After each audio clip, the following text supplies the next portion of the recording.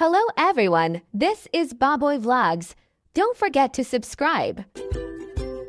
May i-review naman tayong item na na-order ko sa Lazada. Pero itong Bluetooth speaker na to guys, madamit ko na to almost 1 year na. Masasabi ko na parang hindi nagbago yung performance niya. Maganda talaga yung sounds, buong-buo yung tunog at malakas talaga. Nagustuhan ko nito kasi may salpakan siya ng mic at meron din na salpakan na memory card. Kaya maganda yung bass niya guys kasi ito wala sa likod. Nagbabounce siya pag malakas yung volume. Buo yung sounds niya kahit sarad mo pa yung volume niya. Malakas talaga. Hindi basag. Yung magnet kasi nito, yung speaker sa loob niya, medyo makapal. The situation pag nag-separate ang parents para hindi ganun kahirap for the kids. Right. And actually, very tricky nga yun, no, na parang... Bluetooth naman. Yan, pag ganyan, Bluetooth na.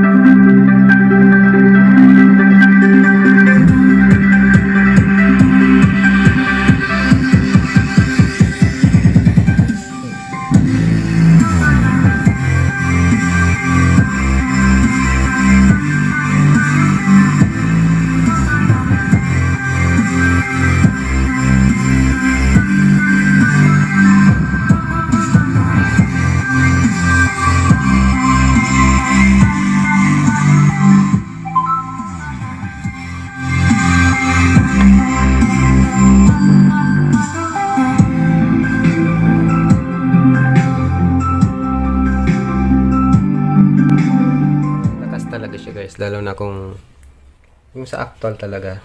Ito kasi sa video pero pag inano mo siya, pinakinggan mo yung sa actual, maganda yung tunog ng speaker niya, buong buo. Tsaka isa pa sa nagustuhan ko dito, yung battery niya matagal malobat, 1200 mAh. Matagal magdamag ng sound trip yun, lalo na kung mahina lang, mga 25% yung volume. So, solid siya guys sa price niya na 335, ganun. May kasama pang microphone. And then, yung echo effect niya pag kumanta ka. Taas ng boses. Ganun. Nakakaganda ng boses. Maganda, promise. And so, hanggang dito na lang. Senior ko lang sa inyo. Kasi almost 1 year na to sa akin. Parang... wala namang pagbabago sa sounds niya, pati sa battery. Tatanungin nyo naman pala kung gaano to kalaki.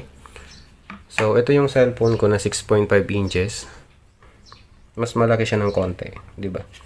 Sa mga naghahanap niya ng Bluetooth speaker na mura, solid, maganda yung tunog. Okay naman yung quality. So, ito may sasuggest ko to sa inyo.